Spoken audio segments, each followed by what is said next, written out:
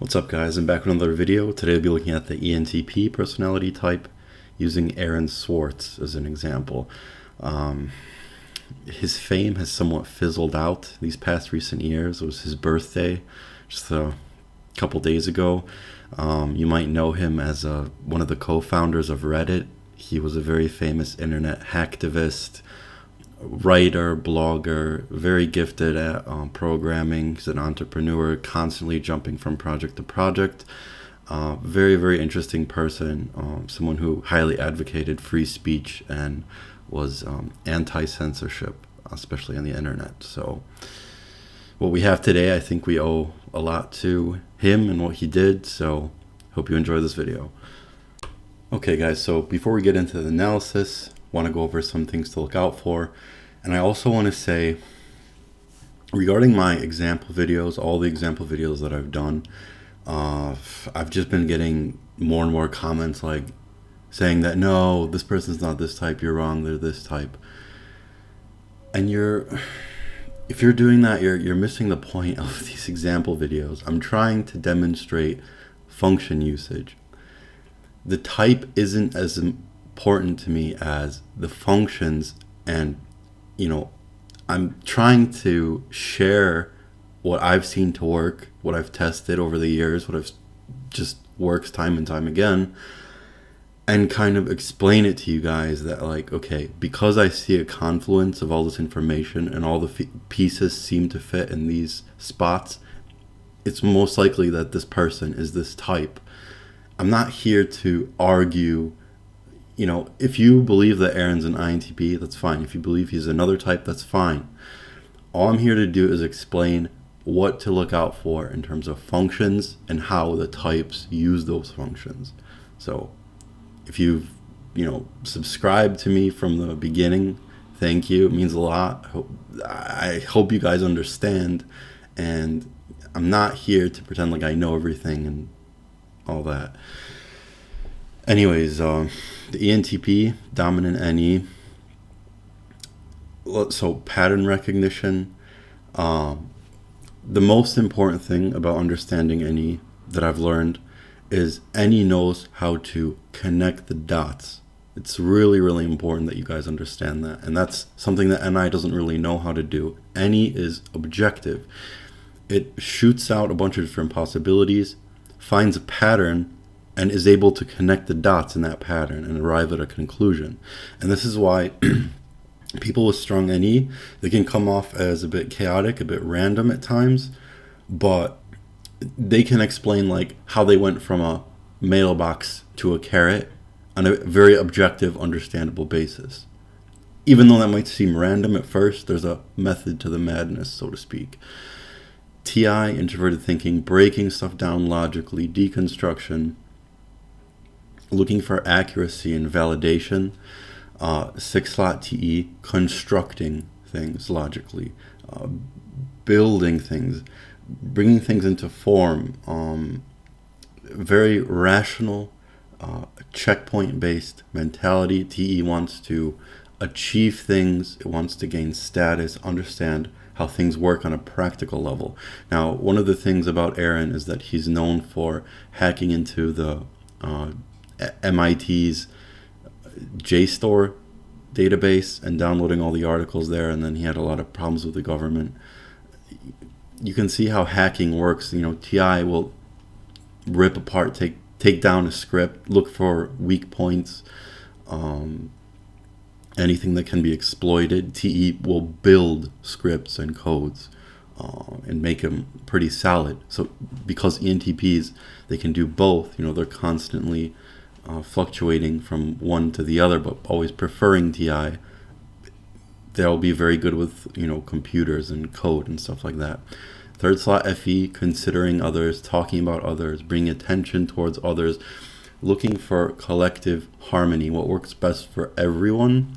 7th slot FI, we're not going to see it too much in this interview, but 7th slot FI, it's like these people usually have trouble understanding how they personally feel about something.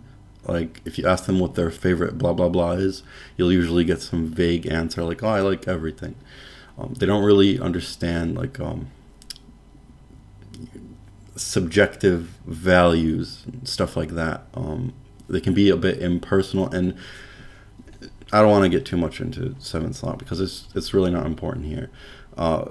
Fourth slot SI, what you'll see is his ability to recall stories, memories, past events, and use them to construct his narrative and see how things relate to what he's experienced. Because remember, NE wants to be objective, SI wants to retain and preserve that information, that experiences that an individual has had. So hope you enjoy.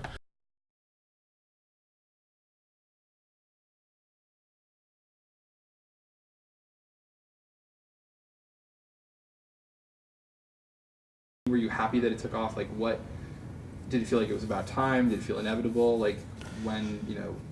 Yeah, I mean, I think my main reaction to it was kind of being excited about it, right? Part of what made it magical was finding other people to connect with. And the more and more people who were there, the more people you had to connect with, the more interesting pages they were to visit, the more stuff that was online. I mean, you would search for stuff, and the vast majority of the time, nothing would come back because there were only a handful of people writing stuff for the internet. And so as everybody started putting things up on the internet, as every company had a web page, you could suddenly, I remember it used to be so annoying. You would open up the phone book and find a store and dial the store's number and ask them, how late are you open? And now you could just type in their domain name, right? And there would be their hours and location and their menu, and it would all be there. You wouldn't have to, at your fingertips. You wouldn't have to talk to anybody. It would just be instantly available. And I remember, I couldn't wait until the whole world was on the internet and I never had to call anybody again. Okay, so he's just around the age of 26 in this interview. This was a year before he died. And by then, the third slot will be very strong, very, very developed. So we should see FE come very naturally, through him. But one of the main things that you can use to distinguish extroverts from introverts is how enthusiastic a person is, how interactive they are, how willing they are to engage in conversation. That's great. Was there a moment, like a distinct moment, when you maybe a web page showed up that had never been there before, or you searched something and you found it, where you realized how big the internet suddenly was? I think the moment where I realized the internet really had taken off was when I started seeing URLs in advertisements, right? Like http://www.whatever.com. It's like a really geeky phrase, right? Like, I was embarrassed to write it out and give it to people. And you would see it on huge billboards, right? And on the sides of buses. You'd see it everywhere. And suddenly, this thing that was this kind of obscure, geeky thing that just you and your friends knew, that was just part of the culture. So what attracted you to tech and the internet in the first place? I think I was attracted partly just because it was always there in my family. My dad worked with computers, so we had a computer from basically when I was born, and it was just, another toy to play around with. And it, quickly became the most interesting toy, right? There's only so much you can build with blocks, but with computers, you could build whole worlds. And then when the internet came out, it wasn't just your world, right? You could invite other people, and you could have this culture. I grew up in a small suburban town outside Chicago, and there weren't a lot of people on my street. It was a small street. I didn't have a ton of friends growing up. And yet on the internet, you could make friends with people all over the world. You could talk about the subjects you were interested in that nobody at school, nobody that you knew cared about. But suddenly this whole subculture existed where everyone talked about it and was obsessed by it. And that's all they talked about. It was just entrancing. I want to go off of what he just said and talk about the NTPs. So NE and TI working together. NE, it's the most curious function out of all eight. It's constantly looking for all the possibilities, seeing how everything is interconnected, looking for patterns. So in a way, it's much like the internet. One thing can lead to another. It's just endless, infinite, and all the possibilities are there to go and explore. TI is the most computer-like function, the most robotic function, because like an operating system or an algorithm, it's constantly processing things through ones and zeros, trues and false, looking to validate what is valid, what is invalid. So you'll notice this about NTPs. They'll have usually some sort of special affinity towards the internet, computers, robots, AI, almost as if they'll empathize with those things. What does the First Amendment do in the U.S. just generally, like as a culturally? What is it? What do we take for granted that it does for us? And then more specifically, like what do you think it should mean for the internet? So the First Amendment, right, is this classic guarantee of free speech that however crazy your ideas are, however weird your thoughts are, even if you just want to say something you don't even believe but just think is interesting, that's protected for the most part. Whether you're going after the government, whether you're releasing documents that they have tried to keep secret, whether you're telling a reporter about, malfeasance that's gone on, whether you're just making a really outrageous piece of art, the government can't stop any of that. Okay, so that right there, his ability to just spit out, improvise on the spot, different possibilities. It's like, oh yeah, it's like this, it's like that, it's like this, it's like that.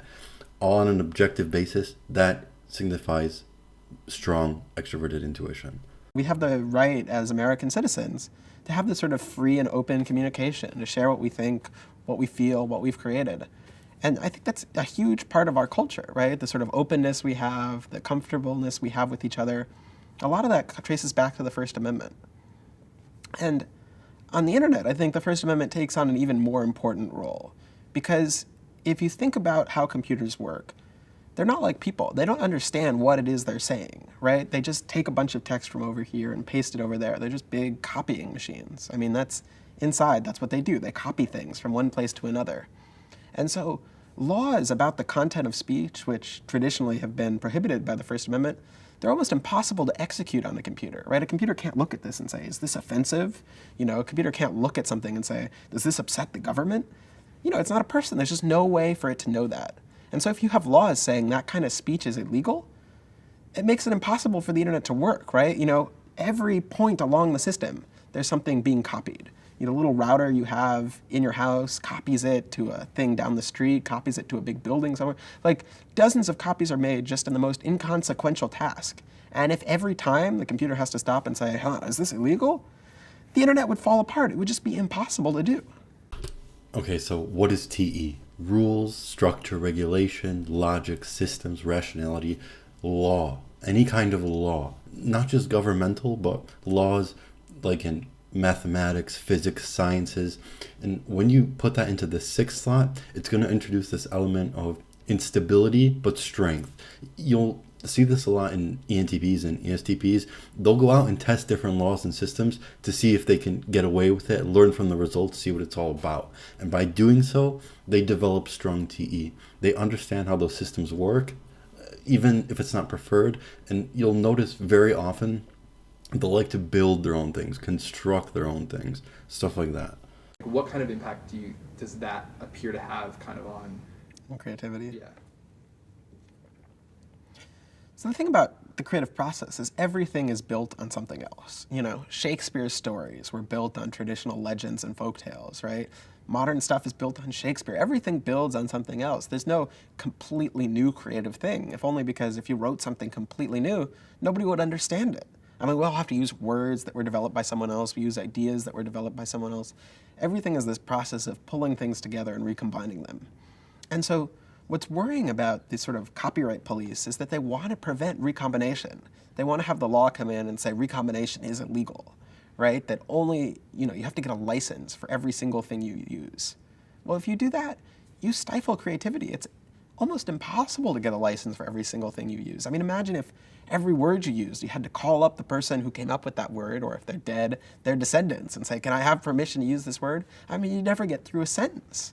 And so similarly, we see creativity stifled, songs, pull samples from all sorts of different songs. Imagine if you had to call up each person that you borrowed a note from, or a tune from, or a sample from, and get permission. All sorts of music would become impossible. It would become illegal. And I think that's what we're seeing in the wider culture, is that this notion that we become a permission-asking society, that every time you do something, you have to ask permission. I mean, that's basically against the freedom culture we have here. That's the opposite of a free country. The idea in America is, unless it's specifically outlawed, you get to do it. The idea of copyright laws, these people want to propose it, is unless you specifically get permission, you just can't say it. One of the most common characteristics of ENTPs that I've personally seen, and this applies to almost every ENTP that I've met, is their very strong belief in freedom of speech, anti-censorship, free civil discourse without discrimination. they'll share their own opinions, but at the same time, they'll want to hear everyone else's, regardless of their social status or whatever. Like I said, any is infinitely curious. Any doms are some of the most open-minded people that you'll ever meet. When I think of any doms, I think of like the ancient Greek philosophers, people that dressed up half naked for SI and just talked and talked and talked, philosophizing from sunrise to sunset about every conceivable topic, always looking for different opinions on it. What should everyone be doing to, get involved? How important is it to make more noise about this, that kind of thing? People often ask me, what's going to happen? And the answer is it's up to you, right? You get to decide what will happen. This isn't something playing out on a stage somewhere where big giants fight each other and you get to sit and munch popcorn. This is a fight you can join in, right? So if you go to demandprogress.org and sign up, we have actions every week. There are bills that are coming up that could crack down on internet freedom. There are companies trying to abuse their power. And it's up to all of us to stop them. We make it really easy to call your congressman, to call these companies, to write letters, to file lawsuits. All of these things that we can do as citizens are now made super easy because of the internet. And so we've got to take advantage of that to protect the internet. Great. And so just to follow that up, like personally, how do you feel the fight is going, I guess? It's up to you. I know, but we gotta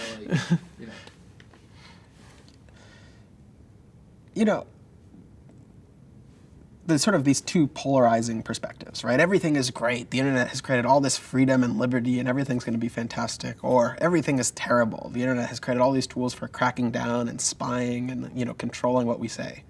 And I think both are true, right? The internet has done both. And both are kind of amazing and astonishing. And which one will win out in the long run is up to us. It doesn't make sense to say, oh, one is doing better than the other. They're both true. And it's up to us which ones we emphasize and which ones we take advantage of, because they're both there and they're both always going to be there. Okay, guys, I'm going to conclude this analysis for now. I hope you've enjoyed. I hope you've seen function usage and can agree with me that this was a good example of extroverted intuition, what it's really capable of. Aaron was like our modern day Da Vinci of the internet. It's sad that he's gone, but his words live on. If you've enjoyed this analysis, make sure to like and subscribe, and thanks for watching.